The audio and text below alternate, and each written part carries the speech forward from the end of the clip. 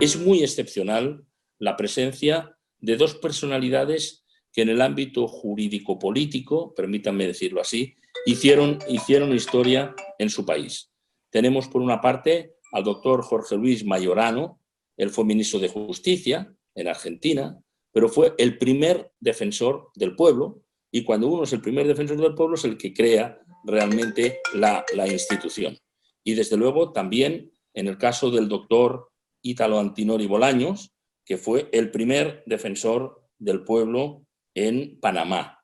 Él es un personaje jurídicamente muy relevante, ambos, en el medio universitario, en el medio de la abogacía, desde luego son punto de referencia para los juristas de su país, y en el caso del doctor Antinori, pues una persona que tiene un conocimiento muy espectacular no solamente de España, sino de su constitución, de las constituciones españolas y realmente de toda la producción intelectual en España. Solamente una anécdota, permítame decirle, doctor Ítalo Antinori, que el libro que tiene usted sobre la necesidad de una segunda vuelta electoral, que no la hay en Panamá, que no la hay en España, que no la hay en otros países, lo utilizo y lo cito con frecuencia porque probablemente nos sacaría de algunos de los problemas políticos contemporáneos que hemos tenido. Así que le felicito también por ese libro.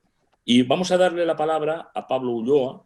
Pablo Ulloa no es defensor del pueblo, pero creo sinceramente que sería una muy buena noticia para la República Dominicana que en algún momento que las autoridades pertinentes parlamentarias lo estimen oportuno, pudieran elegirlo a él como defensor del pueblo. Porque precisamente me consta su interés por conocer esta institución de la cual van a hablar ahora estas personas que crearon en su país esta figura.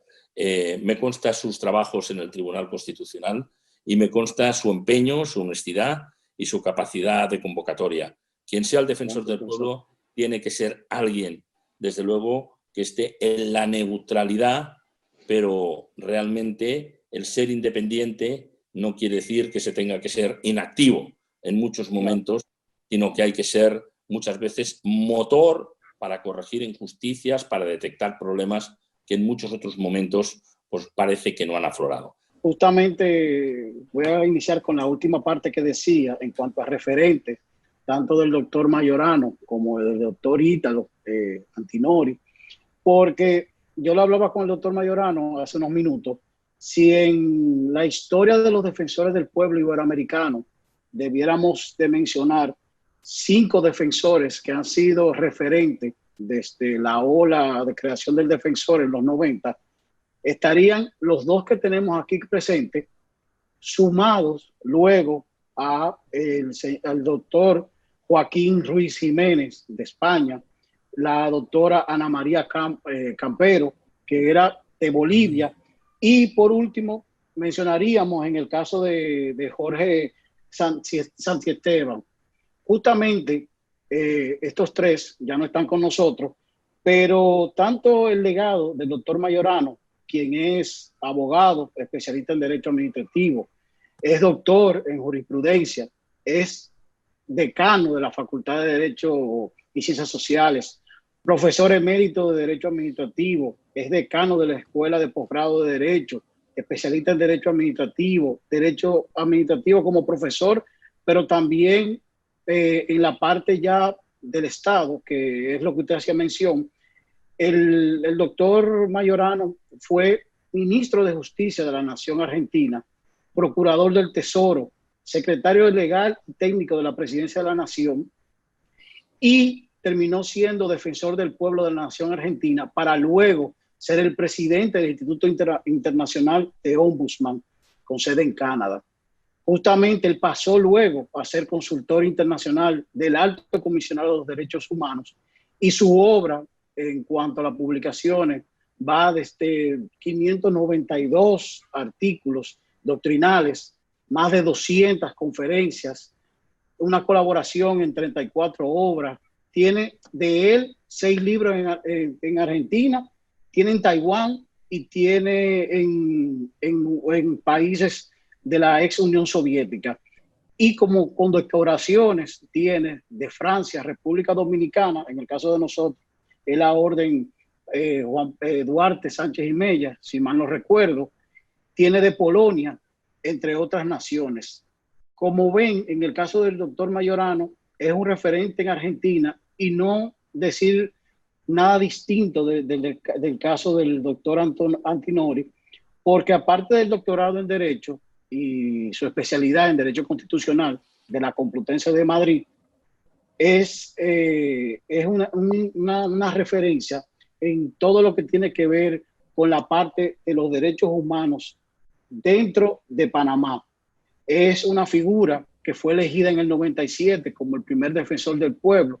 Es un cargo que ejerció en plena independencia de los poderes políticos. Él creó, organizó la institución en Panamá, independientemente de situaciones que tuvo con el carácter presupuestario de su gestión, le dio el frente por encima de todo.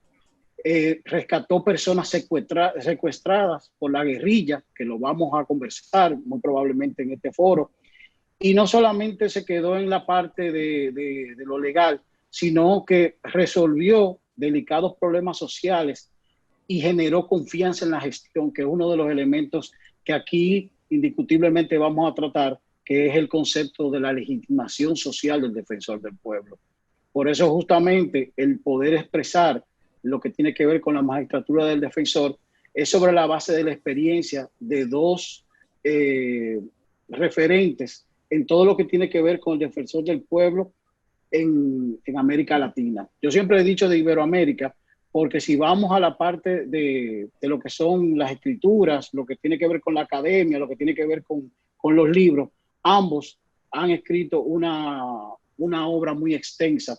Incluso el libro del profesor Mayorano, de 4 tomos, se usa como referencia, pero el caso del profesor Antinori tiene más de 20 obras producidas como tal, y no solamente ejerce en la ciudad de Panamá, sino que se mueve en diferentes países del mundo. Realmente para mí lo que termina siendo es un orgullo. Yo se lo decía ayer, se lo reiteraba en el día de hoy y lo digo abiertamente, para mí estos son diosidencias, porque desde el punto de vista práctico, desde el punto de vista material, objetivo, el hecho de que una persona pueda sentarse en un foro de discusión con 2 referentes iberoamericanos de lo que tiene que ver el defensor del pueblo y que su legado de ambos sea lo que se va a discutir en este espacio académico, realmente no se consigue sobre la base de otra cosa que no sea la gracia de Dios. Y por eso quiero darle las gracias a cada uno de ellos por confiar, por apoyar y por estar presente en el día de hoy, porque realmente más que el defensor del pueblo dominicano, yo creo que es una cátedra que vamos a tener el placer de poder escuchar de cada uno de ellos. De todo corazón, muchas gracias. La confianza depositada en mí y en este caso en Next Educación y en el Nuevo Diario, que han sido las 2 plataformas que han permitido que este tipo de actividad académica pueda ser vista por más personas en esta situación más que vivimos en todo el mundo de la covidianidad. Es justamente un elemento para dar gracias. Yo sí quisiera expresar que vamos a tratar de hacer un conversatorio de un carácter ameno. Vamos a tratar de girar toda la conversación sobre la base de unos puntos que creo que son del interés de todo el que participa acá, independientemente sepa o no sepa lo que es la figura del defensor del pueblo.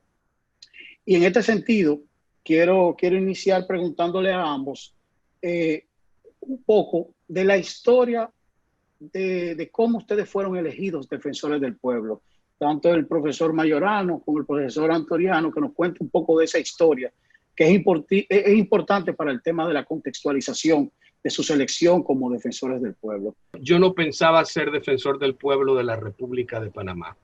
Había llegado al país donde estaba viviendo en Suiza con mi esposa, que es investigadora médico, y ella era miembro del Instituto Suizo de Investigaciones, del ISAGEC, investigaba allí.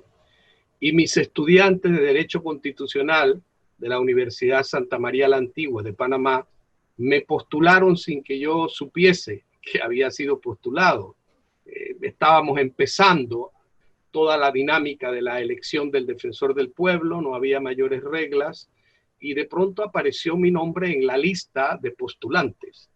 Inmediatamente llamé al presidente de la comisión, diputado Denis Arce, que tenía y tiene una gran amistad con mi familia, y le pregunté que por qué mi nombre estaba allí, y me dijo que mis estudiantes, había 3.000 firmas postulándome y que yo debía aceptar al menos la postulación.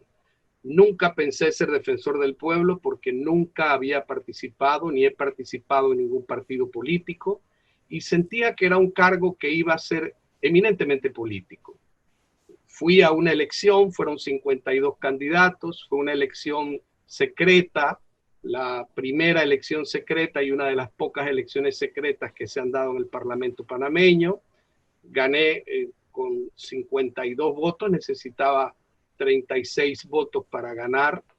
Gané con 52 votos, fui elegido primer defensor del pueblo, no había una silla donde sentarme, me correspondió crear la institución, organizarla, dar los primeros pasos de esa institución, pero debo reconocer que tenemos padrinos en esta institución. Y cuando Panamá empezó a crear la Defensoría del Pueblo, lo primero que hizo fue una comisión presidencial, y debo ser justo, y me parece que sería innoble de mi parte no reconocerlo, aunque nuestras relaciones no son las mejores, con el presidente Ernesto Pérez Valladares. Él fue el promotor de la creación del Defensor del Pueblo en Panamá.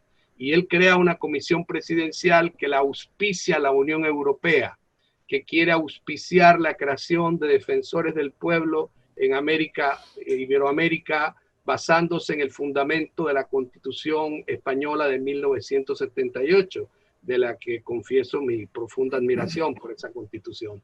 Y eso se irradia desde 1978 a Guatemala en 1985, y luego se va incorporando a distintos países, por ejemplo Argentina lo tuvo en el año 94, y luego pues en 1997 había que crearla en Panamá. Y Panamá lo crea por una ley, igual que en República Dominicana. Primero funcionamos como una ley, pero uno de los padrinos de esa institución, y también debo reconocerlo, fue el doctor Jorge Luis Mayorano, que vino a Panamá varias veces a enseñarnos, a dar docencia a los panameños sobre cuál era la función de la Defensoría del Pueblo, cuáles eran los lineamientos de la Defensoría del Pueblo. Yo había tenido la dicha, el honor y el privilegio de tener como profesor al primer defensor del pueblo de España, Joaquín Ruiz Jiménez, de haber laborado ad honorem en la Defensoría del Pueblo de Madrid. Y recuerdo que uno de los aspectos medulares que el doctor Joaquín Ruiz Jiménez nos dijo, sin saber que Dios nos iba a colocar en la misión de ser el primer defensor del pueblo de Panamá, era yo un simple estudiante doctorando de Derecho Constitucional en la Universidad Complutense de Madrid, me dijo: el día que Panamá tenga un defensor, usted como constitucionalista, dígale que es necesario que sea absolutamente independiente, que defienda al pueblo, que mire hacia el pueblo, porque los gobiernos tienen mucho quienes los defiendan, muchas relaciones públicas, mucho poder, pero el pueblo está indefenso. Y es allí una de las claves medulares de un defensor del pueblo. Para que el defensor del pueblo pueda estar sembrado, estar dentro del corazón de la nación, del pueblo mismo, tiene que ganarse ese pueblo con hechos más que con palabras. Tiene que empezar a sentir el palpitar profundo de ese pueblo que requiere justicia, que requiere soluciones. Entonces, fuimos elegidos con una gran ilusión, con una gran esperanza, nos encomendamos a Dios, no había una silla, hicimos la institución, los primeros 6 meses funcionó en nuestra casa, porque bueno, el gobierno de entonces no nos dio presupuesto, nosotros pues de nuestro propio peculio hicimos una inversión para fomentar y establecer la Defensoría del Pueblo. Tuvo 6 meses en mi casa. Durante esos 6 meses vino el subsecretario de Estado de los Estados Unidos, John Hamilton, a nuestra residencia. Pienso que le recomendó al gobierno panameño que no era correcto que el defensor del pueblo elegido que no era el que querían los poderes fácticos en ese momento, porque yo no era miembro de ningún partido político, un simple académico, y querían tener un político, a pesar de que no conocían de la Defensoría del Pueblo. Después que terminamos los periodos, sabían demasiado y por eso pues los políticos se interesaron en la institución. En ese momento, pues me dieron presupuesto 6 meses después, pero ya había mantenido la Defensoría 6 meses después. Fue una experiencia muy difícil, pero de mucho gozo espiritual, porque pudimos darle al pueblo muchas esperanzas, resolver muchos problemas, y así surge la Defensoría del Pueblo de Panamá mediante Ley 7 de febrero de 1997, y esa ley pues es la que le dio la base a la Defensoría del Pueblo. No hubo reforma constitucional, no hubo una reforma en la Constitución. Años después, en el 2004, hubo una reforma constitucional que introdujo el artículo 129, que creó una situación difícil, porque el Defensor del Pueblo, en la Ley 7 de 5 de febrero del 97, lo elegía el Parlamento. Panamá tiene un sistema unicameral. República Dominicana tiene un sistema bicameral, como lo tiene España, como lo tiene también Argentina. Panamá tiene un sistema de una sola cámara. El sistema unicameral de Panamá elegía al Defensor del Pueblo por postulaciones libres. Pero ¿qué ocurrió allí con esa elección? El Defensor del Pueblo, pues, era elegido por el Parlamento. El presidente lo tenía que sancionar el nombramiento sin poder objetar esa sanción. Y solamente lo podía remover o suspender el Pleno de la Corte Suprema de Justicia, integrada por 9 magistrados. De esa manera, el defensor tenía una absoluta independencia. Y, para terminar, explico, solamente lo podía remover porque había incapacidad física o psíquica sobrevenida en el ejercicio del cargo, porque el defensor renunciaba, porque había una incompetencia probada en el ejercicio del cargo, había una estabilidad en el Defensor del Pueblo. ¿Qué ocurrió? Que en el 2004, cuando constitucionalizan la figura del Defensor del Pueblo en Panamá en el artículo 129, entonces cometen un error, que ya no creo que sea error, calculadamente establecido. Dice ese artículo que el Defensor del Pueblo será elegido por la Asamblea Nacional de Panamá, que no será removido ni suspendido en el ejercicio del cargo. Hasta allí va todo muy bien, pero viene el confite envenenado, salvo por las 2/3 partes de los miembros de la Asamblea. Entonces, ha venido una situación curiosa en Panamá. La Asamblea ha destituido defensores del pueblo por faltas administrativas que no constituyen delito.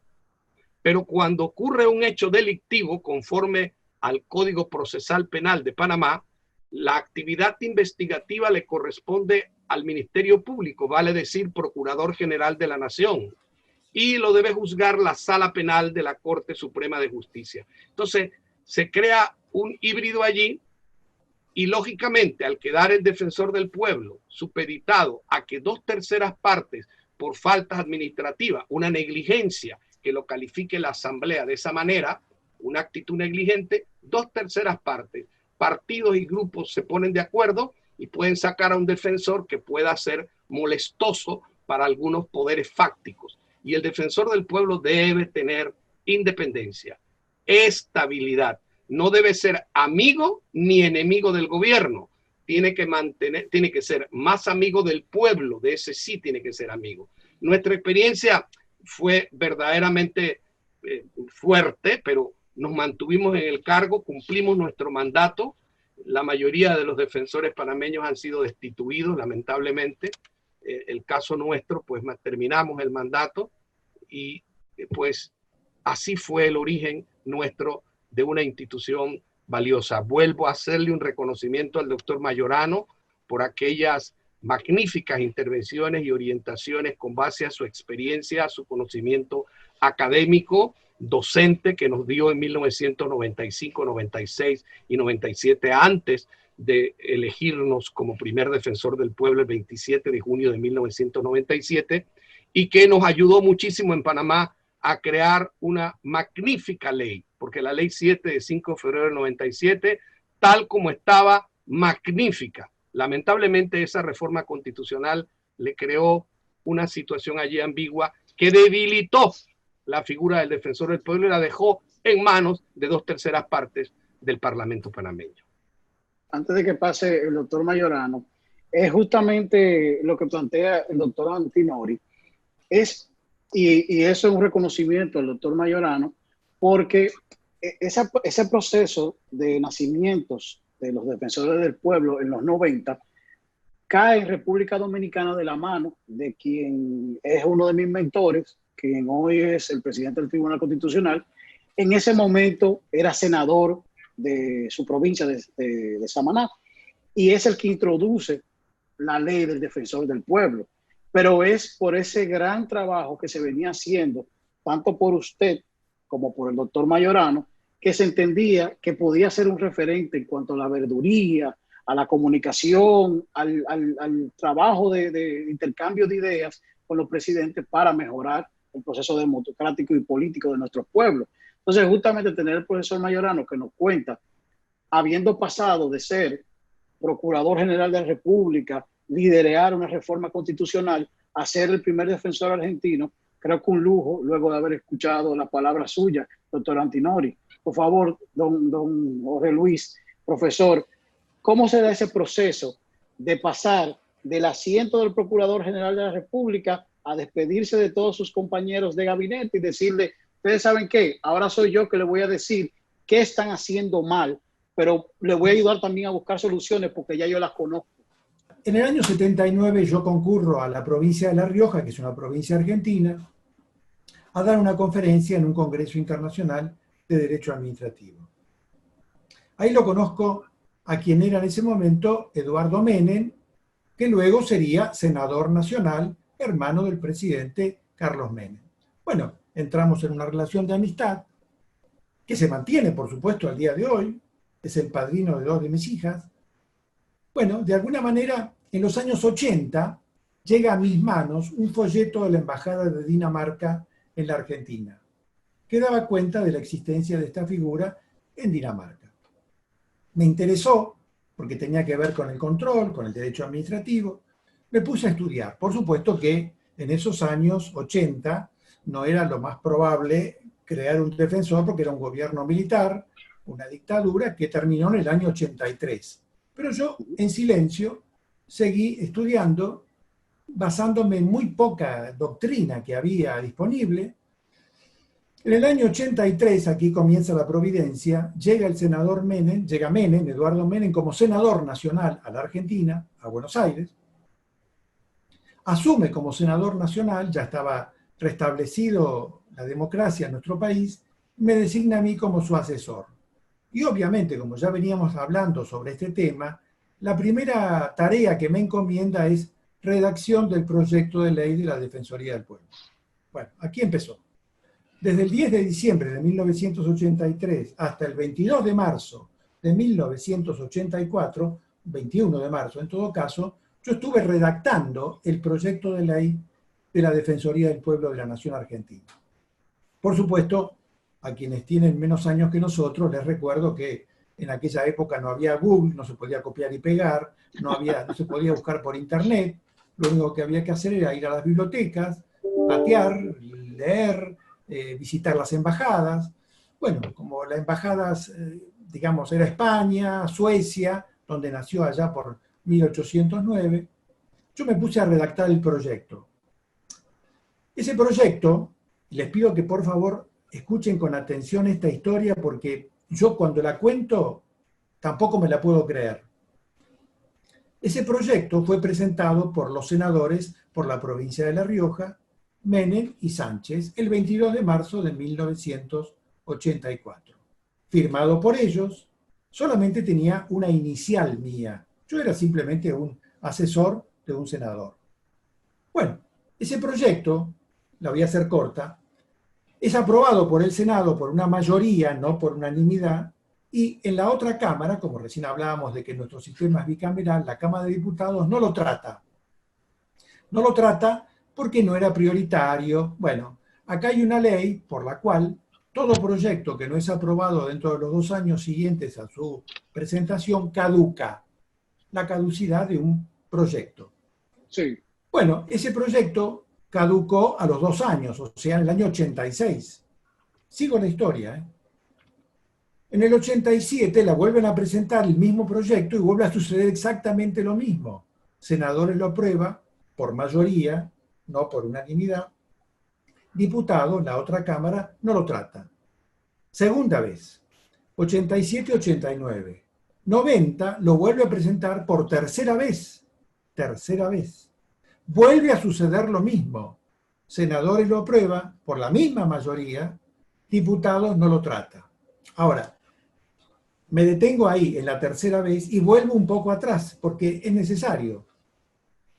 En los años 72, 73 yo había cursado el doctorado en la Universidad de El Salvador, donde me recibí en esos años.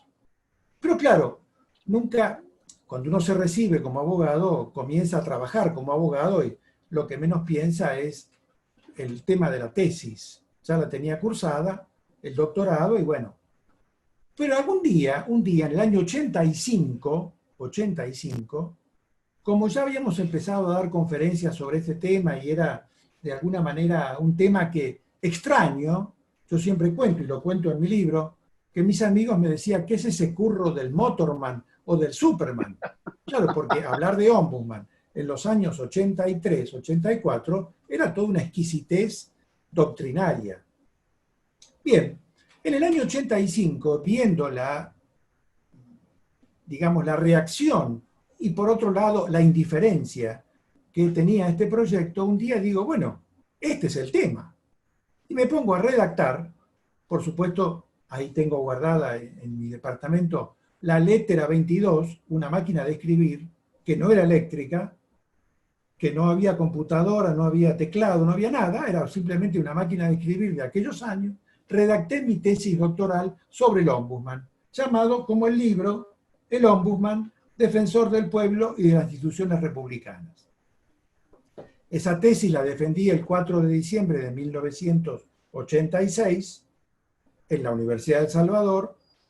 Un jurado muy calificado la calificó como sobresaliente y bueno, publiqué el libro, la primera edición de este libro, en el año 87. Y eso, sin querer, me abrió las puertas del mundo.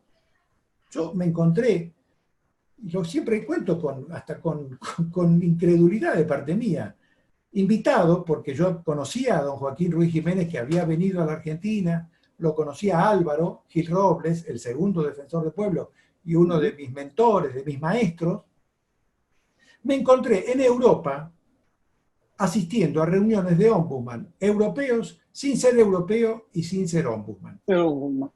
No sé si queda claro. O sea, yo es importante, profesor Majorano, que signifique que los dos nombres que usted mencionó fueron dos defensores del pueblo españoles. Exacto, exacto. Don Joaquín, que fue el primero, que tuve el honor de conocerlo, de compartir muchas veladas con él, y Álvaro, que por supuesto, bueno, ya está retirado, pero en plena actividad. Bueno, en esos años entonces me encuentro, pero no, aunque parezca mentira, ese proyecto no era para mí. Yo lo redacté pensando en una institución que me parecía interesante y mi tesis consistía básicamente en considerar que fortalecía el control sobre la administración pública, no competía ni con el control judicial ni con el control administrativo, era una forma de ayudar a la protección, a la tutela del individuo, fortalecía al poder legislativo y fortaleciendo al poder legislativo se fortalecía teóricamente la democracia. Esos eran los 4 puntos fundamentales de esa figura que yo había creado, que yo había ideado, siguiendo el modelo sueco. En ese momento y ahora el sueco simplemente tiene que ver con la mala administración, con la disfuncionalidad administrativa. Nada que ver con los derechos humanos ni derechos fundamentales. Pero tenía sí de la enseñanza española el nombre, Defensor del Pueblo. Bien. En el año 89 yo entro a formar parte del gobierno del presidente Carlos Menem, primero como subprocurador del Tesoro, después como procurador del Tesoro. Aclaro que el procurador del Tesoro en nuestro país es el jefe del cuerpo de abogados del Estado. No es como, por ejemplo, en República Dominicana, que se llama procurador general. No, no, no. Procurador del Tesoro no tiene nada que ver con la hacienda, con el dinero, sino que es un nombre que viene desde el siglo XIX, es una figura que existe del siglo XIX y que tiene que ver con el asesoramiento jurídico al titular del Poder Ejecutivo. Bien, cumplo mis funciones, tampoco yo milité nunca en ningún partido político, aclaro, simplemente ingresé porque lo conocía a Carlos Menem de La Rioja, bueno, primero subprocurador, después procurador, después secretario legal y técnico, que es la persona de máxima confianza del presidente, el que lleva la carpeta con la firma de los decretos. Estuve consultor jurídico. ¿Cómo? El consultor jurídico sería acá. Claro, bueno, sí, acá le llaman secretario legal y técnico. Y después, tampoco lo busqué yo, llegué a ser ministro de Justicia. Y como ministro de Justicia, por supuesto, tenía contacto con el presidente. Ah, bueno, hay un hecho que no lo puedo dejar de notar. Ustedes saben que existe la FIFA del fútbol, Federación Internacional de Fútbol Asociado. Bien, los ombudsman del mundo tienen también un instituto que se llama Instituto Internacional del Ombudsman, que se fundó en Canadá, en la Universidad de Alberta, y que siempre fue, y esto lo puedo decir por absoluto conocimiento, un club privado anglosajón. Porque en última instancia ellos lo crearon y ellos tenían el privilegio. Fue siempre un club privado anglosajón. En el año 92 yo viajo a Rumania en una misión oficial, pero previamente, en base a mi contacto con los ombudsman de Europa, se estaba analizando qué país iba a ser sede de la 6ª Conferencia Mundial de Ombudsman. Eso fue en Viena. En Viena estaba reunido el Consejo Ejecutivo de este Instituto Internacional del Ombudsman, y yo le dije al presidente que tenía la complacencia de quienes dirigían ese instituto, de que tal vez si nosotros íbamos con un decreto del presidente de la Nación Argentina declarando de interés nacional la 6ª Conferencia Mundial que se realizaría en el año 96, tal vez lograríamos ser sede. Pero esto fue una locura total. ¿Por qué? Porque es como que yo vaya a la FIFA y le diga, quiero ser sede de un campeonato mundial y no tengo ni equipo, ni selección, ni estadios. No sé si está claro. Sí, bueno, sí. Acá la providencia. Bueno, ellos aceptaron esa sede y en el año 92, cada 4 años también realizan un consejo, una reunión mundial, decidieron que Argentina sería sede siempre y cuando, para el año 94, Argentina tuviera un defensor en funciones. Bien, como ya íbamos, la Cámara de Diputados no trataba nunca el proyecto, y yo seguía y tenía, por supuesto, el aval, la confianza del presidente que me acompañaba en esta lucha, yo le dije, bueno, mire, presidente, si no lo crean por ley, lo creamos por decreto nosotros. Claro, era un mensaje a la otra Cámara. El mensaje es, no lo quieren crear ustedes, lo creamos nosotros por decreto. Y así yo preparé el decreto por el cual se creó el primer defensor del pueblo creado por decreto, pero un decreto que nunca se puso en marcha. Aclaro que fue un mensaje muy elíptico, en realidad muy directo, a la Cámara de Diputados.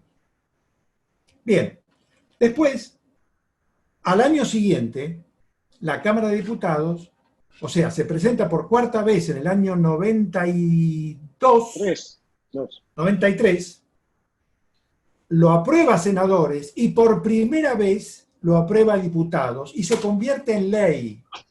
Aquel proyecto que yo había redactado y que el senador Menem había defendido enérgicamente ante todos los estrados. Pero no termina acá. Ese día, el 1 de diciembre, el presidente Carlos Menem estaba fuera del país en un viaje oficial. ¿Quién estaba a cargo del Poder Ejecutivo? El presidente provisional del Senado de la Nación. ¿Quién era el presidente provisional del Senado de la Nación? Eduardo Menem.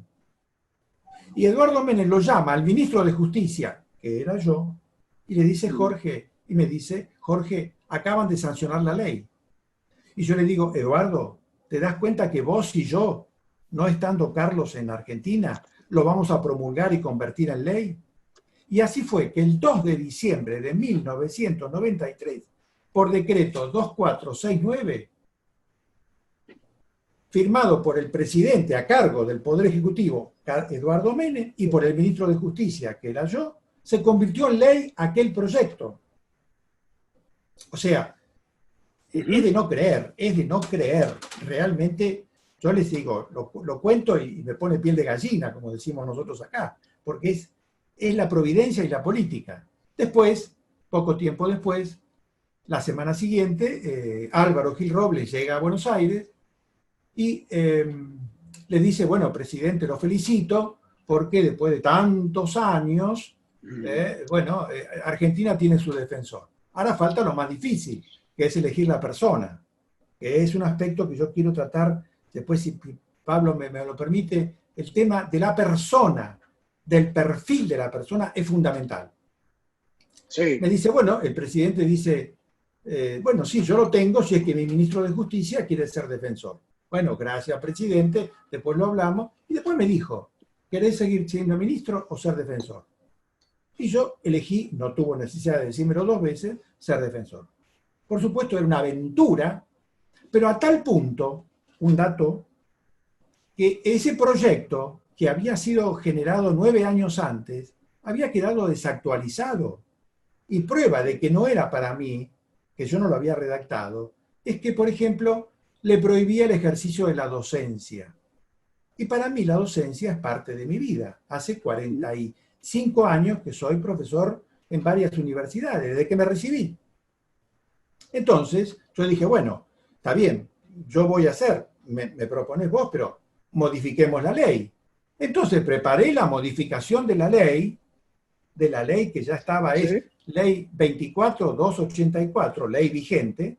Redacté el proyecto de ley que fue sancionado en septiembre del año 94. No termina acá la historia. Claro, en la Argentina al defensor del pueblo lo eligen ambas cámaras del Congreso por 2/3, por el voto favorable de 2/3 de los miembros presentes de cada una de las cámaras. Requiere un gran consenso político. 2/3 es más severo que los 3/5 de España. Sí. Bueno, después, bueno, en el mes de agosto del año 94, yo no estaba, ya había renunciado como ministro, estaba en el banco, no en el banco retirando dinero, sino en el banco de suplentes, esperando para asumir. Y se modifica la Constitución Nacional, se modifica nuestra Constitución, y el presidente de la Convención Reformadora, Eduardo Menem, me llama por teléfono, yo estaba fuera de Buenos Aires, y me lee el artículo que tenían previsto incorporar a la Constitución Nacional, que hoy es el artículo 86. Y yo le dije en ese momento, cuando lo escuché, le dije, Eduardo, es el artículo más moderno de todo el mundo. Totalmente de acuerdo. Bueno, después me di cuenta, con el paso de los años, que ese artículo tiene un pequeño error técnico. Pero bueno, puede pasar, no hay problema. Conclusión, el 17 de octubre, bueno, después se modificó la ley, que es la 24379, o sea, la primera la hice yo, la segunda la hice yo, y asumí como primer defensor del pueblo el 17 de octubre de 1994. Claro, como yo venía del gobierno y había sido ministro, cuando después del juramento, un periodista, que nunca falta, me dijo, pero acá hay un ombudsman o un ombudsman, porque desconfiaban de que yo no iba a actuar con independencia, porque Y acá viene un dato que es absolutamente fundamental.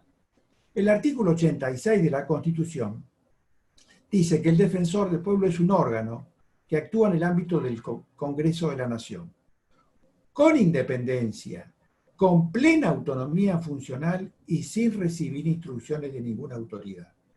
Fíjense que esto no se lo dice a los jueces del Poder Judicial. Es decir, lo ha revestido el convencional constituyente al defensor del pueblo de una serie de condiciones o garantía independiente, con plena autonomía funcional y sin recibir instrucciones de nadie. Yo les aseguro que a mí nadie me dijo durante 5 años lo que yo tenía que hacer o dejar de hacer. Con mucho dolor tuve que iniciar 32 acciones judiciales contra el Estado argentino y el gobierno del cual había formado parte, pero nadie, absolutamente nadie, interfirió mi labor. Bueno, asumo, creo que una de las preguntas después de Pablo, o uno de los temas es ¿qué errores cometió o qué haría distinto? Bueno, yo les voy a decir algún error que cometí y que hoy tal vez lo enmendaría. Pero no termina la historia ahí. Mis maestros del Ombudsman de Europa, donde nació la figura, me enseñaron que ningún ombudsman es reelecto. Ningún buen ombudsman es reelecto. ¿Por qué? Y porque comienza siendo una figura simpática y termina siendo una figura odiada. Odiada por el poder político y valorada por el pueblo. Bien, pero cuando termina mi mandato, obviamente yo no fui reelecto, pagué las consecuencias de ser muy independiente, volví a la actividad profesional, a la docencia que nunca la había dejado, y empecé a escribir sobre algo que había, bueno, a todo esto, en el año 96 se hizo la Conferencia Mundial en Buenos Aires, me eligieron vicepresidente de la FIFA de los Ombudsman, del IOI, y en el año 98, en Pakistán, en Islamabad, me eligen, ese club privado anglosajón, me eligen el primer presidente sudaca, hispanoparlante, latino, del Ombudsman, del Instituto del Ombudsman. Y me encontré siendo presidente de todos los ombudsman del mundo. O sea, una cosa que yo todavía no la alcanzo a comprender. Pero además, no termina ahí, porque yo digo que son 40 años de mi vida, 80, 2020, falta una parte. Sí. Yo empecé a escribir sobre el ombudsman privado, que es la nueva tendencia en el mundo. En Canadá se da mucho. El público ya está, el estatal ya está, ahora hay tendencia hacia el ombudsman privado. Sí, ¿quieran creer ustedes que en el año 2007 la Asociación Argentina de Compañías de Seguros me llama a mí para fundar el primer ombudsman privado de la Argentina? Se llama Defensor del Asegurado. Es de no creer. No. Pero todavía no termina ahí. Todavía no termino ahí. Seguramente tú, Ítalo, debes recordar a un profesor chileno que se llamó Jorge Mario Quincio Figueiredo. Así es.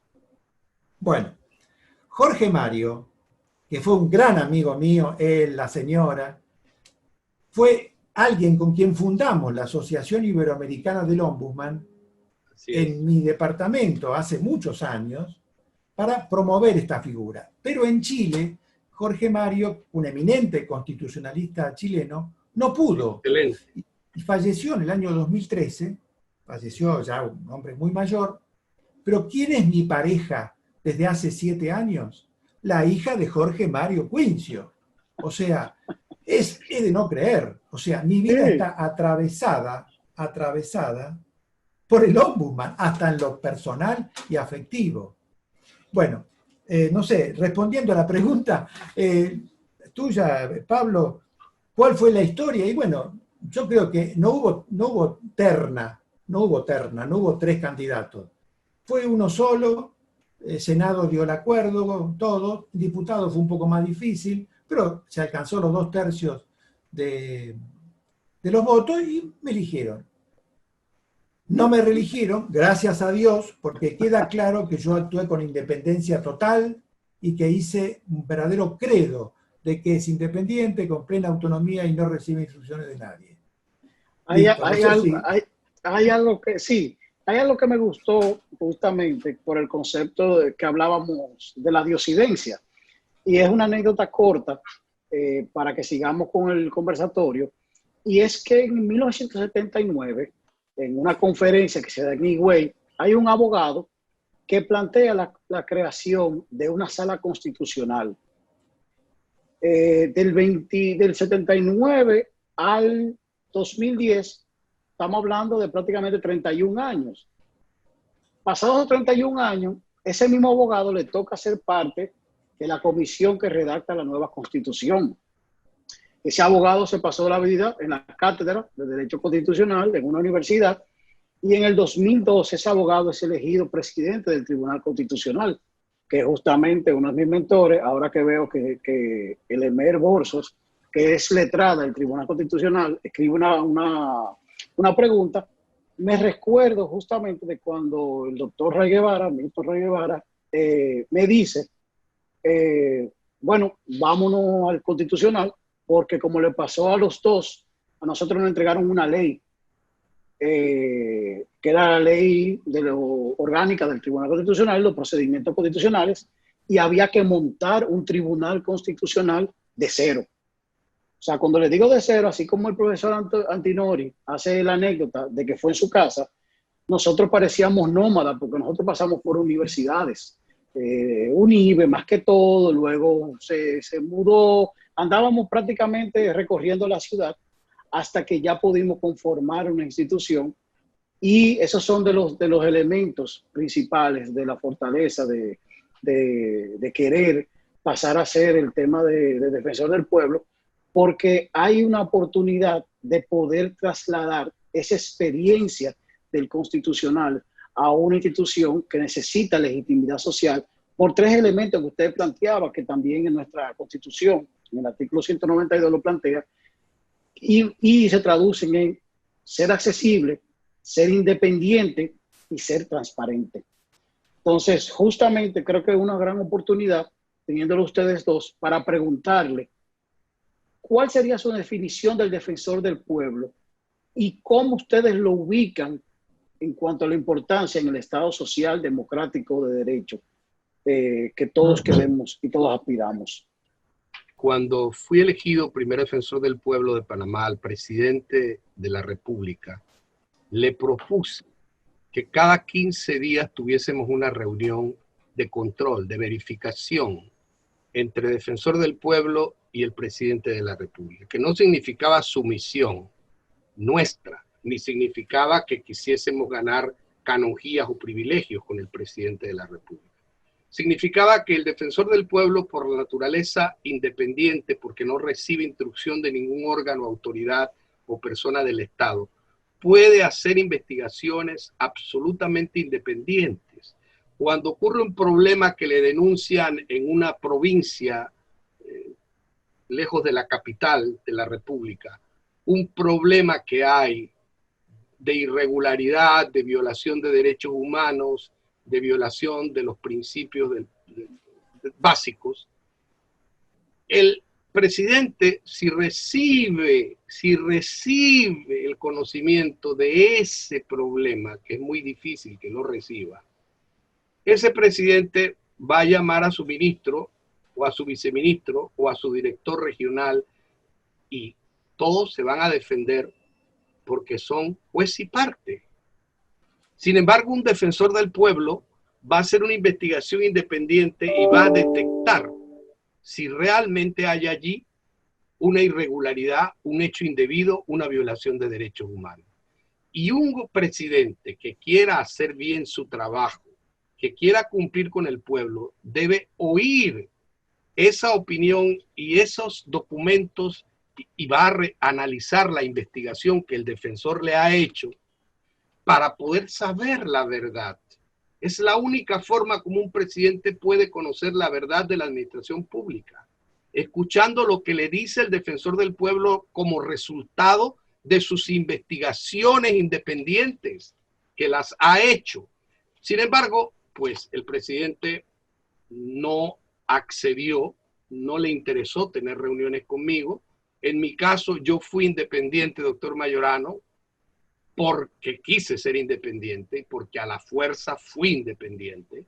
No me lo permitieron, pero yo quise ser independiente y lo logré. Y lo demostré ante el pueblo panameño, que así lo sabe. Y bueno, nosotros también una vez tuvimos que representar a los trabajadores casualmente en un informe que está aquí, que es uno de los informes especiales, que es otra de las recomendaciones que yo quisiera hacerle respetuosamente a don Pablo Ulloa, que hay que agregar en la ley 19-01 la posibilidad no solo de los informes anuales que lo tiene, sino de los informes especiales, que son hechos determinados que ocurren, que deben también, en ambos casos, deben ponerse en la ley que sería obligatorio publicarlos. La ley panameña obliga al defensor a publicar los informes. Nosotros hicimos más de 35, bueno, en total fueron 60 publicaciones que hicimos en los años que estuvimos en la Defensoría del Pueblo. Entre libros, entre distintas cosas, hicimos muchas publicaciones, libros que distribuimos gratuitamente. Pero le recomendábamos que es importante la reunión con el presidente de la República, retomando las palabras del doctor Mayorano. Yo lo intenté, no me fue posible. Probablemente usted tenga más éxito. Nosotros también tuvimos que presentar el amicus curiae. Nos convertimos en el primer panameño en presentar un amicus curiae, que así se le llama. Yo no es porque quiera ser payaso de hablar de latín ahora, es que en el sistema interamericano, en la Corte Interamericana de Derechos Humanos, le llaman amicus curiae, amigos de la Corte. Es el alegato que ponen. El primer alegato de un ciudadano panameño lo presentamos nosotros en el caso de unos trabajadores despedidos por la ley 25 de 14 de diciembre de 1990 del gobierno del presidente Endara, pocos meses después de la invasión de los Estados Unidos. Y acusaron a un grupo de trabajadores de la empresa eléctrica y de la empresa telefónica, que en esa época era estatal, de participar de una sonada golpista el 4 de diciembre, es decir, 10 días antes de la ley. Y a la ley le dieron efectos retroactivos, vulnerando el principio de retroactividad de la ley. Los trabajadores los asesoramos nosotros y presentamos esa reclamación contra el Estado panameño, que falló a favor de los trabajadores, y hicimos un informe especial que lo publicamos, y ese amicus curiae se convirtió en el primer amicus curiae presentado por un ciudadano panameño. También presentamos el primer informe en la historia de Panamá, un informe especial sobre la libertad de expresión, que fue uno de los grandes problemas que tuvimos, porque a veces pues, los poderes fácticos y económicos no les gusta el periodismo investigativo. Y ese informe de la libertad de expresión lo presentamos a la Comisión de Derechos Humanos de la Organización de Estados Americanos. Está publicado, está en las bibliotecas del país. Es el primer informe en la historia de este país con nombre propio de los casos de los periodistas, cuál era el funcionario que los acusaba. Tuvimos mucho problema con el Procurador General de la Nación de esa época, que era enemigo de los periodistas, que quería coartar la libertad de expresión porque los periodistas lo seguían. Nosotros también hicimos una cantidad de informes especiales, otro informe especial, por ejemplo, contra el racismo. Un día una secretaria nuestra, Taicha Bailey, que si me está escuchando le mando un abrazo enorme, secretaria nuestra, siempre nos recibía con una gran sonrisa en las mañanas cuando llegábamos a la institución, y a veces cuando nos quedábamos 2 o 3 días allí, pues ella llegaba en las mañanas y la veía. Ella es una afrodescendiente y ella fue a celebrar su cumpleaños a una discoteca en Panamá con unas amigas, y a las amigas la dejaron entrar, que eran todas blancas, pero ella pues como tenía aquel color canela y un poquito el cabello rizado, pues no la dejaron entrar. Entonces la empresa, la discoteca, tenía un letrero que decía: nos reservamos el derecho de admisión. Probablemente esto también exista en otros países y en Dominicana a lo mejor. Pero nunca se había reglamentado el derecho de admisión. Jamás. Entonces nos dimos cuenta que había que regular por qué no se admitía una persona. No se admitía porque era violenta. No se admitía porque tenía antecedentes penales, porque poseía armas, porque, bueno, no iba vestido adecuadamente, y definir qué era ir vestido inadecuadamente. pero que no nos rechazaran por el color de la piel, que no rechazaran a nuestros Nové Buglé, que son los grupos originarios de mi amadísima provincia chiricana al occidente del país, a 500 kilómetros de la República de Panamá. Que no se le rechazara porque la persona fuese afroantillana.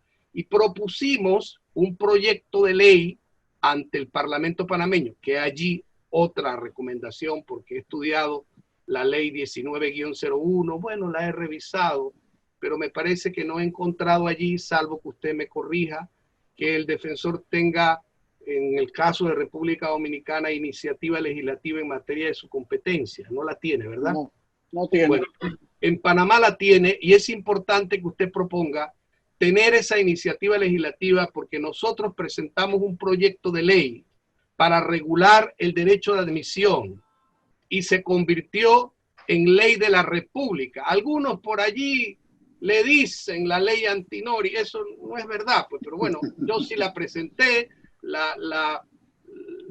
porque me di cuenta que había que reglamentar el derecho de admisión para que no me rechazaran ni a los negritos, ni a los cholitos míos allá, mis paisanos campesinos de Chiriquí, de Los Santos, de Veragua, de provincias del interior del país. Es importante tener iniciativa legislativa. Otra recomendación que le hago. Otra recomendación que le hago, y disculpe que me atreva a hacer, a darle estas recomendaciones cuando pues probablemente no, pero bueno, se las voy a dar. Es necesario que los informes anuales, porque hay informes anuales que se hacen, por ejemplo, nosotros hicimos informes anuales, este es uno de nuestros informes anuales, completo, 2 tomos, 400 páginas, no tienen solamente letra, porque a mí no me gusta la letra solamente, pusimos fotos también, para darle un poco de vida a esos informes anuales. La ley nos obligaba a publicar los informes anuales. Eso es importante porque la memoria histórica de la institución queda en una edición. Pero sí, también es importante que usted pida que la ley se reforme para que se publique el informe anual, pero que también se agregue que usted puede presentar informes especiales. Yo hice un informe especial del caso contra el racismo, de la situación del derecho de admisión. Hice un informe especial sobre la libertad de expresión. Hice un informe especial sobre el rescate del panameño secuestrado en Colombia por el Ejército de Liberación Nacional. Hice un informe especial también sobre los casos de niños que no tienen identidad en nuestra frontera con Costa Rica. Los grupos indígenas se van a recolectar el café en las zonas altas de Chiriquí, pero resulta que la capital de la provincia queda a 2 horas, mientras que de allí, de los grupos donde están los cafetales, hacia un hospital en lugar de San Vito, una ciudad hermosísima que hay en Costa Rica, en la montaña de Costa Rica, frontera con Panamá, son 25 minutos. Las mujeres tienen sus hijos en el lado tico. Costa Rica le hace ese favor humanitario a Panamá. Los niños no los inscriben como ciudadanos ticos porque los ticos dicen que son panameños y los panameños no los inscriben como ciudadanos panameños porque dicen que son ticos. Entonces, sí, ahí descubrí 20.000 niños, que, bueno, ya personas, había padres, había abuelos, padres e hijos, que no tenían identidad. Aquí está el informe sobre los niños sin identidad. Y así hicimos informes sobre los grupos indígenas, hicimos informes sobre la cuenca canalera, hicimos informes ambientales, informes parciales, que son informes especiales, pero todos los publicamos y todos están en la Biblioteca Nacional y en Biblioteca del país. Es importante que usted tenga esa facilidad y le doy esa recomendación para que al hacer informes especiales en la Defensoría, usted deja la memoria histórica de qué hizo, cómo buscó usted la solución del problema, cómo lo trató, qué se hizo y qué fue lo que ocurrió. Nosotros fuimos a las bananeras, ahí le tiraban fungicidas y le tiraban una cosa que se llama fumazones, que estaba prohibida ya en Estados Unidos, y pasaban los aviones y caían sobre los trabajadores y en las casas de las mujeres, y las mujeres también se afectaban. Un ministro de Estado me dijo que cómo era posible que ese defensor del pueblo estaba loco al decir que las esposas de los trabajadores también se afectaban. Si acaso los trabajadores, porque esos estaban en la plantación, y bueno, que yo era un exagerado y estaba loco. Yo tuve que contestarle a ese ministro que bueno, yo prefería que me dijesen loco a tener que lidiar con un atorrante como él, porque realmente las esposas de los trabajadores son las que lavan la ropa de los trabajadores. Y en esas fincas bananeras no hay lavadoras como ese señor ministro tenía en sus casas, lavadoras muy modernas. Hay algo que aquí en Panamá le llaman el rayo, que es que lavan y le ponen así, y muy sencillamente, y aporrean la ropa, las mujeres del campo. Y al tener la ropa infectada de fungicidas y de químicos, de agroquímicos, resulta que las mujeres se contagiaban, quedaban con leucemia, con problemas en la piel, con problemas de infertilidad, hombres con problemas de impotencia, hombres con problemas en el hígado. Eso fue terrible. Nosotros hicimos un informe especial que el Estado de Suecia no aceptó banano panameño por ese informe nuestro que fue publicado en revistas suecas, porque hicimos un informe especial documentado con fotos, con datos bien científicamente probados. Nosotros teníamos un equipo que cada vez que había un derrame de sustancias químicas en los ríos, teníamos ingenieros especiales que iban a recoger inmediatamente, a la hora que fuera, cuando había torrenciales aguaceros propios del trópico, toda la contaminación de los ríos, la probábamos con exámenes científicos, con exámenes de laboratorio, y así presentábamos informes especiales y podíamos discutir con fundamento. Es importante, y perdone que le haya hecho estas observaciones y que haya hecho esta acotación, pero son parte de las experiencias que vivimos, importante de compartirlas con ustedes. Hay una frase famosa que a mí me enseñaron mis maestros y creo que es universal. Los hombres pasan, las instituciones quedan. Pero hay que agregarle, cómo quedan depende de los hombres que pasaron. Sí. O sea, el problema no es la institución defensor del pueblo. El problema es la persona que corporiza esa institución. Por eso acá el factor personal, por eso el único país donde hay ombudsman colegiado es en Alemania, que hay una comisión de quejas del público, son 22 personas. Pero el defensor es unipersonal y le impone a esa figura su impronta personal, sus virtudes, sus defectos. Pero, por ejemplo, yo lo comentábamos ayer en una reunión preparatoria, cuando fui defensor, y en base a esta enseñanza que me enseñaron o que recibí de mis maestros, en la Defensoría del Pueblo hice poner carteles que decían: aquí no tratamos con expedientes, sino con seres humanos. Todo un mensaje. Porque el ser humano late, tiene angustia, el expediente no. El expediente es una foja de papel, aunque sea electrónico. El ser humano tiene angustia, tiene necesidades.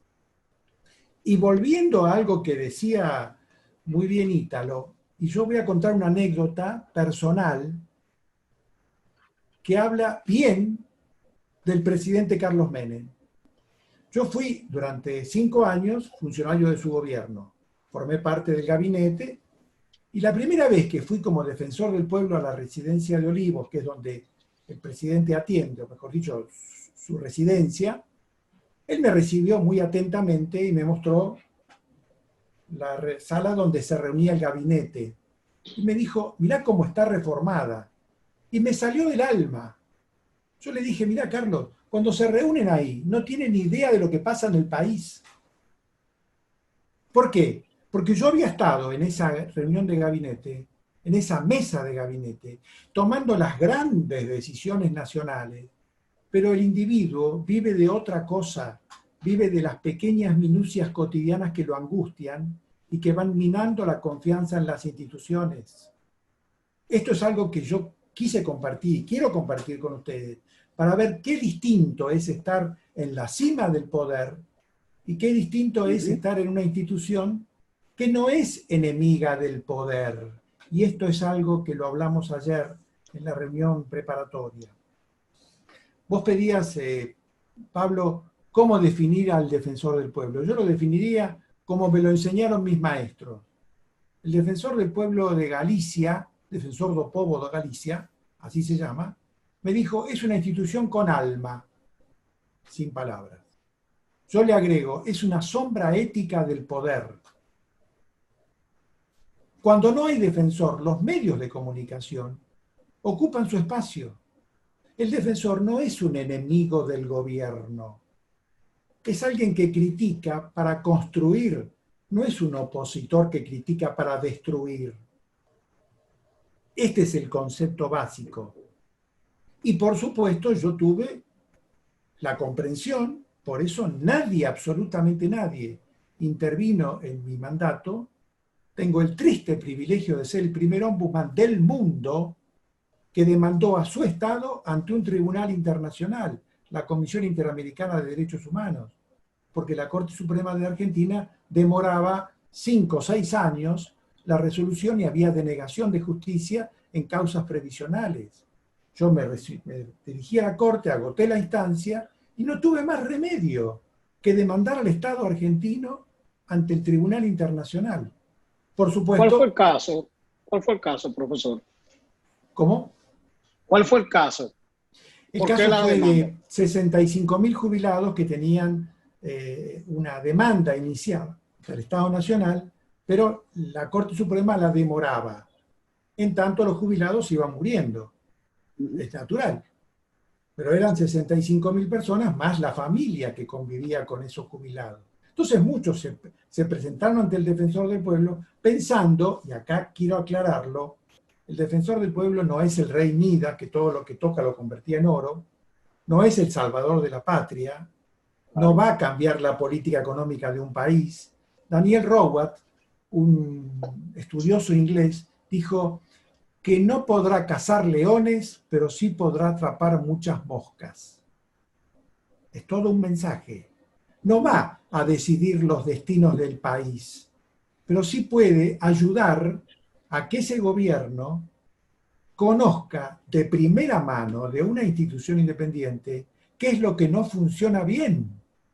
Y esto yo se lo dije ayer, y lo puedo confesar porque total, estamos entre amigos. Le dije ayer, le aconsejé a Pablo que ojalá, si él resulta electo, que lo que tiene que hacer después del juramento es pedir una entrevista con el presidente de su país, que es un hombre joven, que ha asumido hace poco tiempo, para explicarle que la crítica que él va a formular, como la crítica que yo formulaba, no era de un opositor. Miren, yo les voy a poner un ejemplo. Cuando uno tiene que operarse, pide, el médico, el cirujano, pide lo que aquí se llama prequirúrgicos, que será una radiografía, una tomografía computada, para conocer el cuerpo sobre el cual va a operar. ¿Qué es el Defensor del Pueblo? Es un radiólogo de la sociedad. Saca una radiografía del grado de insatisfacción, de qué se queja la gente, y se la da al cirujano. ¿Quiénes son los cirujanos? ¿El Poder Legislativo o el Poder Ejecutivo? Pero además, como no vence, porque no tiene poder de revocar un acto, de aplicar una sanción, convence, no decide, incide. Esto es fundamental. Puede ayudar a un gobierno si es que el presidente, porque vuelvo a esto, hablamos tanto Ítalo como yo de la independencia. Ahora, ojo, uno no es independiente de uno mismo, uno es independiente de otra persona. Yo quise ser independiente y me dejaron ser independiente. Puede darse que uno quiera ser independiente y no lo quieran dejar ser independiente. Entonces ahí no hay independencia. La independencia es una relación de alteridad. Yo soy independiente de otro. Y el Defensor del Pueblo, durante mis 5 años, fue absolutamente independiente. Yo no especulé con un futuro político. Yo no dejé la Defensoría para buscar un cargo político. Esto es fundamental. Cumplí mi mandato, fundé la Defensoría sobre bases que yo creía que eran sólidas. Yo trabajé con 150 personas y ahora hay más de 500. Y es una institución que hace 11 años que en Argentina está vacante. Y esto es lo que a mí me da dolor. Tardamos 9 años en sancionar la ley 84-93 y hace 11 años que el Congreso de la Nación Argentina no elige un defensor del pueblo. ¿Por qué? Y bueno, yo acá voy a decir mi opinión.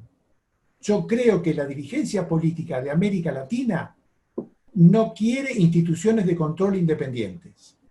Pero acá hay que enseñarle a la autoridad, no al pueblo, a la autoridad que no es un enemigo, que la crítica no lo va a convertir en un opositor, que lo va a convertir en alguien que quiere ilustrar y sensibilizar al gobernante que está en la soledad del poder, que escucha las voces más lindas que puede oír, de que todo está bárbaro, y no es así, porque el corazón del pueblo late en la calle, late en cada casa, y no es que el ciudadano es ciudadano cuando vota, porque si después no lo escuchan, viene a ser un súbdito del Estado de Derecho. Pero además, yo les voy a contar algo que es fundamental. Para ser defensor del pueblo hay que tener ideales, hay que tener una convicción muy profunda de que uno quiere ayudar al pueblo y que por supuesto cruza los dedos para que la autoridad lo comprenda. En mi caso me comprendieron, no siguieron todos mis consejos, pero nadie, absolutamente nadie interfirió en mi mandato. Por supuesto que a los 5 años yo me tuve que ir porque no me reeligieron, cosa que para mí es un honor que no me hayan reelecto. Porque si me reeligieron, me hubieran reelegido, quiere decir que era complaciente. El defensor del pueblo no tiene que ser complaciente ni connivente con el poder, ni con el poder político, ni con el poder económico. Tiene que ser absolutamente, su único respaldo es el poder que le da el Congreso. Y el único objetivo de su tarea es mejorar las condiciones de vida de una persona. Es decir, básicamente, ¿qué hace el defensor? Saca una foto de la realidad que hoy sufre una persona, un grupo de personas, una comunidad de personas, y trata de solucionar ese problema y trata de evitar, con sus consejos, que se reproduzca en el futuro. No es un órgano que mira para atrás. Ese es un error muy grave. No es un órgano que mira para atrás a revisar. No, actúa sobre el presente para mejorar ese presente y para que no se reproduzca esa situación de violación de los derechos humanos en el futuro. ¿Cuáles fueron las limitaciones en el ámbito político, económico, social, cultural y hasta legal para el ejercicio de las funciones en sus respectivos países? Esa es para ambos expositores. Con esa pregunta nosotros ya ir cerrando. No tuve ningún tipo de limitación. Por supuesto que antes de comenzar a funcionar había un problema con el presupuesto. Entonces yo hablé con mi referente, que era Eduardo Men, y le dije, mirá, Eduardo, si no me dan el presupuesto, yo renuncio y el costo lo va a tener ustedes. Por supuesto que después hizo las gestiones y apareció el presupuesto necesario, porque no olviden ustedes que se hizo todo de la nada, y esto es lo maravilloso, lo que yo creo que Ítalo y yo tenemos ese privilegio, y ojalá que lo tenga. Bueno, Pablo no lo va a tener porque va a encontrar una institución hecha. Espérese, que a mí me tocó, profesor. Tribunal Constitucional. Claro, o sea, ahí está. El Constitucional claro. Constitucional me pasó, y de 500, nosotros nos asignaron 450 millones el primer año, y yo lo dejé en 950 millones de pesos. Perfecto. Bueno, nosotros hicimos todo, y varios de los que están presentes quiero agradecerles, porque me acompañaron en aquella... Era una aventura, absolutamente con final desconocido. Íbamos aprendiendo, en realidad yo menos porque ya sabía mucho, pero yo, por ejemplo, en el primer informe anual que entregué, año 95, dije cuáles eran los caracteres, los perfiles funcionales de esta figura, que debía ser una institución del Estado, nunca del gobierno, que debía actuar con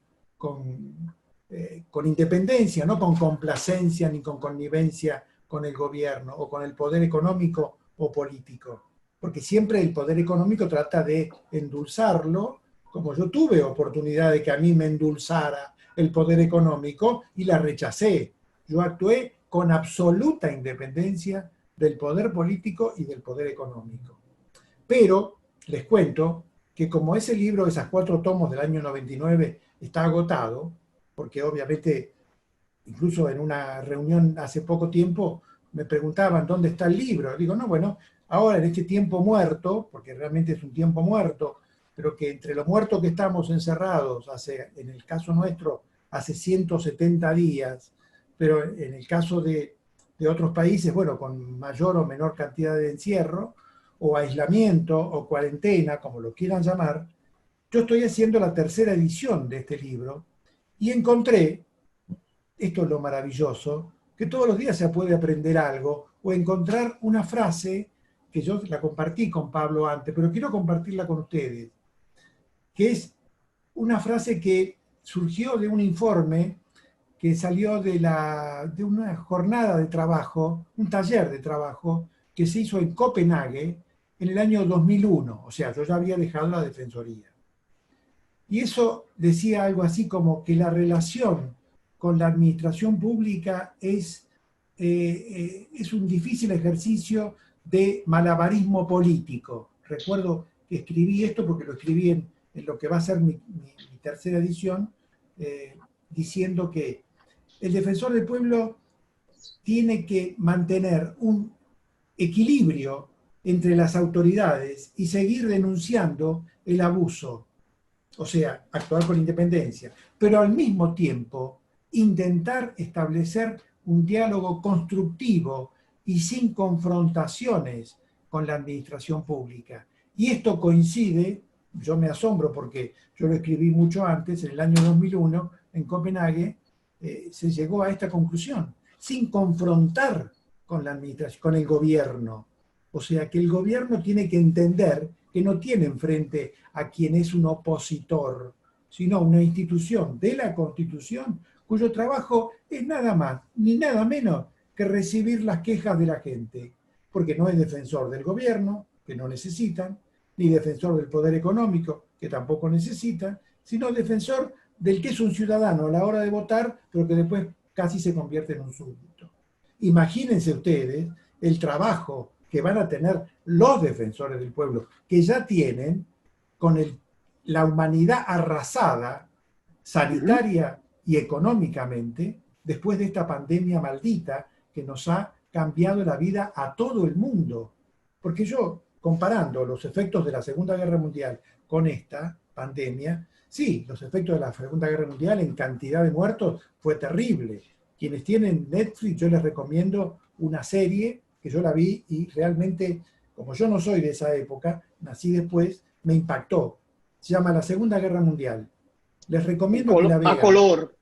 La Segunda Guerra Mundial a color. Exactamente, exactamente. Pero los últimos 2 capítulos, realmente les aconsejo que lo vean sin haber comido, porque revuelve el estómago las atrocidades que se cometieron por ambos bandos, por los nazis y por los aliados, en materia de derechos humanos. Por eso uno, viendo eso, que es historia pura, comprende cómo nació después el proceso de internacionalización de los derechos humanos. Entonces, básicamente, lo que yo quiero compartir con ustedes es que no es un enemigo del pueblo, al contrario, es un defensor del pueblo, de ese pueblo que necesita el político cuando necesita su voto, pero que después pasa a ser alguien que se acuerda de él cuando tiene que votar otra vez. Y entonces yo creo que el secreto acá radica en que, porque si uno entiende, y yo creo que Pablo después de esto lo vas a entender y lo tenés muy claro, es que lo entienda el gobernante, porque reitero, lo tiene que entender el gobernante, la otra parte. El pueblo ya sabe lo que es un defensor, ya siente que es la ausencia de un defensor. 11 años. Por eso digo, yo tengo miedo en mi país de que después de 11 años alguien diga, y bueno, ya está en estado vegetativo, lo eliminamos. Aquí en Panamá lo están diciendo ya, ¿eh? Bueno, ahí está. E incluso en España hay 3 regiones autónomas de España que lo han eliminado. Y esto es terrible, terrible, porque el defensor, si actúa como defensor, es un referente de la sociedad, no son los medios de comunicación ni las cartas de lectores de los diarios, sino es una institución del Estado que está diseñada, como en los países del norte de Europa, para ayudar, para comprender, no para colisionar. No sé si está claro mi idea. Sí. Sí. Sí. Yo quiero dar nuestro aporte. Nuestra situación fue absolutamente diferente. El presidente Pérez Valladares entendió muy bien que había que crear la ley, Europa lo apoyó, quería darse ese tinte democrático, necesitaba esa imagen, ese retoque democrático, lo hizo muy bien, pero lo que no entendió fue que no eligieron al que o a la que él quería que fuese elegida. Yo fui un académico rebelde, contestatario, he sido siempre muy contestatario, no aspiré a ser defensor del pueblo, no contaba con los votos del partido del gobierno, el partido del gobierno se fraccionó, yo solamente tuve 7 votos de 30 del partido de gobierno, los demás votaron por otras personas, yo tuve más los votos de la oposición política en ese momento, que lo representó doña Mireya Moscoso, que luego fue presidenta de la República, Sí. y que doña Mireya Moscoso nunca se metió a decirme nada, ni tampoco a pedirme nada por los votos. Se portó como una gran dama, debo decirlo aquí, y bueno, yo tuve todos los problemas del mundo. A mí me atacaron y querían someterme los poderes fácticos y los poderes económicos. Lo ideal, como dice el doctor Mayorano, es que un presidente comprenda la figura del defensor del pueblo tal como él brillantemente lo ha explicado. Desgraciadamente, en mi caso, lo que querían era tener una agencia más del Estado que sirviera a los intereses políticos de quienes gobernaban en ese momento. Y cuando salí de la Defensoría del Pueblo, eso ha quedado convertida a la Defensoría del Pueblo de Panamá. Por eso nadie cree en la institución y muchas personas hoy día están pidiendo prácticamente el cierre de la Defensoría del Pueblo porque la sienten innecesaria, la sienten inoperante, la sienten alejada del calor popular en todo el sentido de la palabra. Mire, don Pablo, yo quiero también decirle a usted otro pequeño consejo, y perdone que me atreva a darle consejo. No se convierta en funcionario refrigerado. No se convierta en un burócrata de oficina. Visite todas las provincias y las áreas marginales. Haga los recorridos por el, como yo le llamaba, el Panamá profundo, el República Dominicana profundo. Abrace el corazón del pueblo y siémbrese en el corazón del pueblo. Yo tuve todos los problemas y le respondo atentamente a la persona que gentilmente hizo la pregunta. Sí, yo sí los tuve porque yo no salí de la ubre del poder político. Yo no tenía relación con el presidente de la República y no entendía mi independencia. Años después el pueblo lo ha entendido y nos ha respaldado, y en las encuestas que salen en Panamá, bueno, es feo que lo diga, pero hombre, tengo que decirlo, el defensor que recuerdan es al primer defensor del pueblo, porque luché, dejé la piel en el camino, alma, vida y corazón, e hicimos precisamente eso, pero yo tuve todos los problemas del mundo.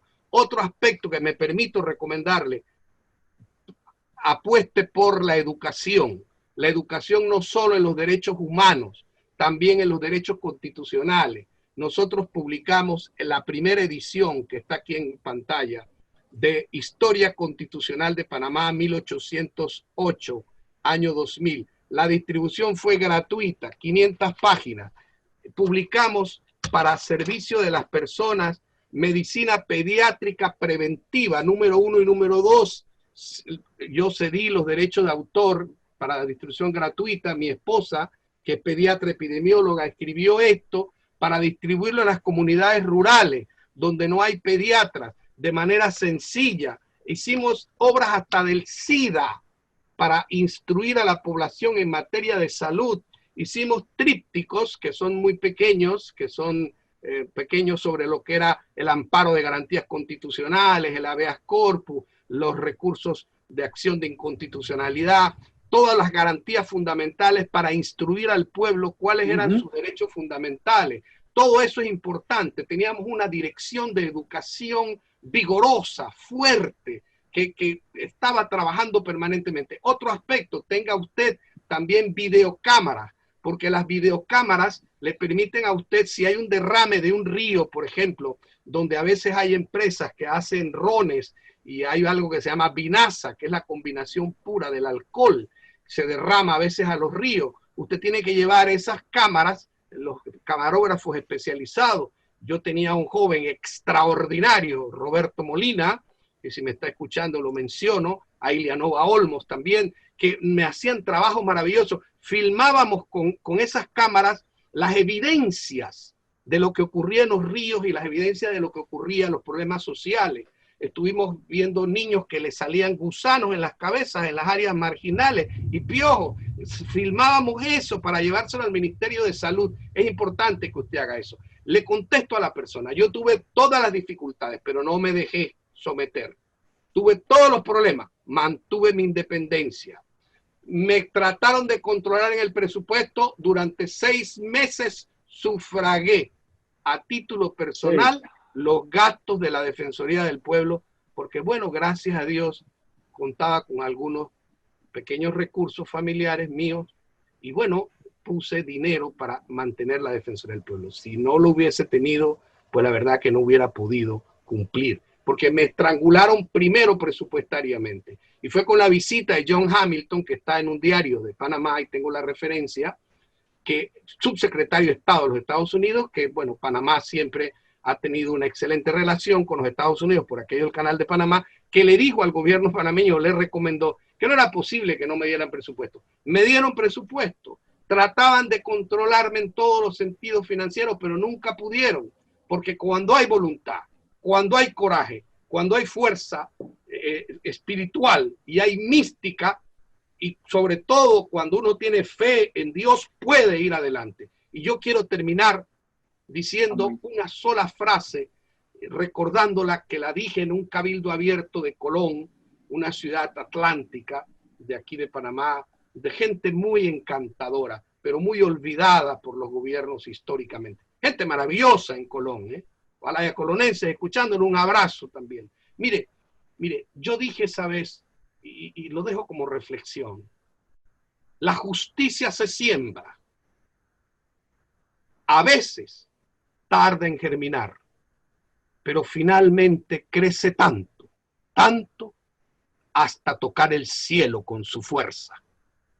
Quisiera agradecerles a ambos su apoyo incondicional, sus consejos, sus orientaciones, pero más que todo, pensando en el foro completo, agradecerles sus experiencias y sobre todo que nos instruyera y nos brindaran su historia, que es tan rica, es tan llena de pasajes, donde nosotros podemos vernos con dos figuras que sobre todo tienen fe en Dios, pero tienen un amor por el ciudadano, por el ser humano, que va por encima incluso de sus capacidades económicas, personales y hasta familiares, como por ejemplo el caso que ponía el profesor Antinori, pero que en el caso incluso del profesor Majorano, todos estos años dedicados a la academia y tratando de plasmar lo que ha sido su experiencia y lo que significa el Ombudsman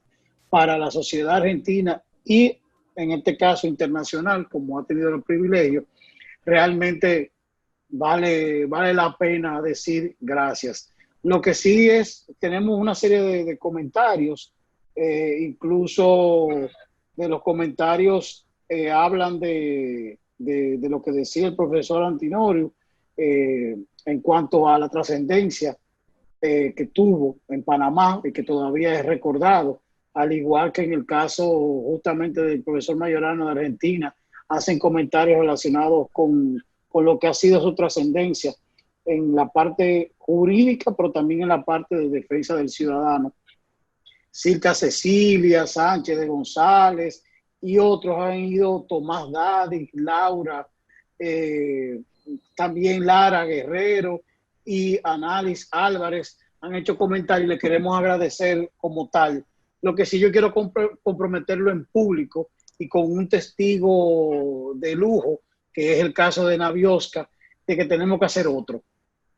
Vamos a ver el tema de las agendas de ambos para ver cómo podemos ubicarlo, pero yo quiero comprometerlo a ambos de que vamos a hacer un nuevo foro ya con aspectos que pudiéramos definir en una agenda, pero independientemente de lo que yo pueda plasmar en 2 o 3 palabras y lo que han dicho los comentaristas, yo creo que la palabra gracias puede definir lo que sentimos todos en cuanto a la emoción de tenerlo a cada uno de ustedes dándonos 2 horas de pura información, conocimiento, datos, pero sobre todo el sentido de seres humanos extraordinarios que siempre están abiertos para poder apoyar y para poder enseñar en cualquier parte del mundo, como es el caso de hoy, que estamos utilizando la plataforma de Next y el Nuevo Diario para poder diseminar más el conocimiento y la dimensión de cada uno de ustedes como seres humanos de trascendencia en cada uno de sus países. Y fíjense cómo yo, con la admiración que le he tenido en todo este tiempo de estudio, hoy me siento complacido de poderlo tener sentado junto a mí.